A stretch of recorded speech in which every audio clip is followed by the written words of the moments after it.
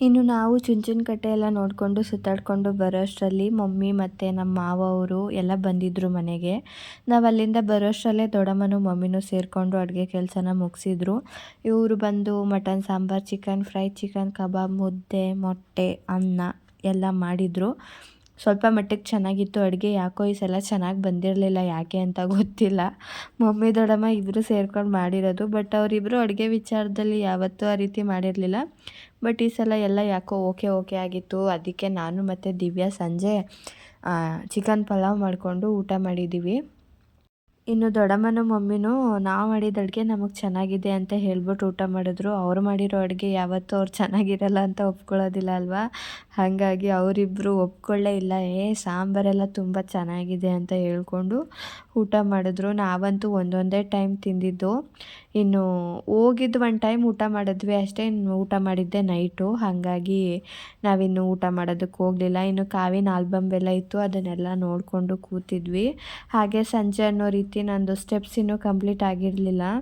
ನಾನು ಈಗಿರೋವಂಥ ಮನೇಲಿ ಈ ಥರ ಒಂದು ನೇಚರು, ಹಾಗೆ ಈ ಥರ ಖಾಲಿ ರೋಡ್ ಸಿಕ್ಬಿಟ್ರೆ ಡೈಲಿ ನಾನು 10-15 ಸಾವಿರಕ್ಕಿಂತ ಜಾಸ್ತಿ ಸ್ಟೆಪ್ಸ್ ಹಾಕ್ಬಿಡ್ತೀನಿ ಅನಿಸುತ್ತೆ. ಅಷ್ಟು ವೆಹಿಕಲ್ಸ್ ಓಡಾಡಲ್ಲ, ಇಲ್ಲಿ ಹಳ್ಳಿ ಸೈಡ್ ಅಲ್ವಾ.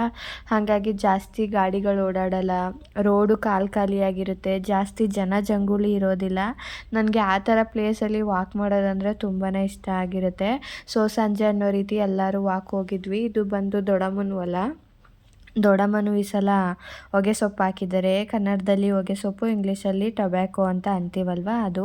ನಮ್ಮ ದೊಡ್ಡಮ್ಮ ಆ್ಯಕ್ಚುಲಿ ಬೇರೆಯವರು ಹೊಲಕ್ಕೆಲ್ಲ ಕೆಲ್ಸಕ್ಕೆ ಹೋಗ್ತಾರೆ. ಸೊ ಕೆಲ್ಸಕ್ಕೆ ಹೋಗಿದ್ದು ಬಂದು ಕೆಲಸ ಮುಗಿಸ್ಕೊಂಡು ಬಂದಾದಮೇಲೆ ಇಷ್ಟು ನೀಟಾಗಿ ಹೊಗೆ ಸೊಪ್ಪನ್ನ ಮೇಂಟೈನ್ ಮಾಡಿದ್ದಾರೆ.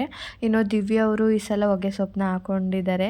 ಹೊಗೆ ಸೊಪ್ಪು ಕೆಲಸನ ಕೆಲವೊಬ್ಬರು ತುಂಬಾ ಕಷ್ಟ ಅಂತಾರೆ. ಬಟ್ ನಮ್ಮ ಭಾವ ಇದ್ದಾರಲ್ಲ, ಅವರು ಕಷ್ಟ ಆಗಿಲ್ಲ.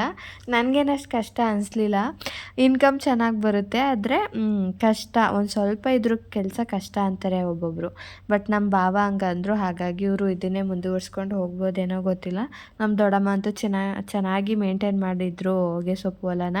ಹಾಗೆ ಅಲ್ಲೇ ಅದೆಲ್ಲ ನೋಡಿಕೊಂಡು ಸುತ್ತಾಡಿಕೊಂಡು ನಾವು ಮನೆ ಕಡೆ ಹೊರಟ್ವಿ. ಸೊ ಇದು ಇಷ್ಟೋ ತನಕ ಚೆನ್ನಾಗಿತ್ತು ಅಂತ ಹೇಳ್ಬೋದು.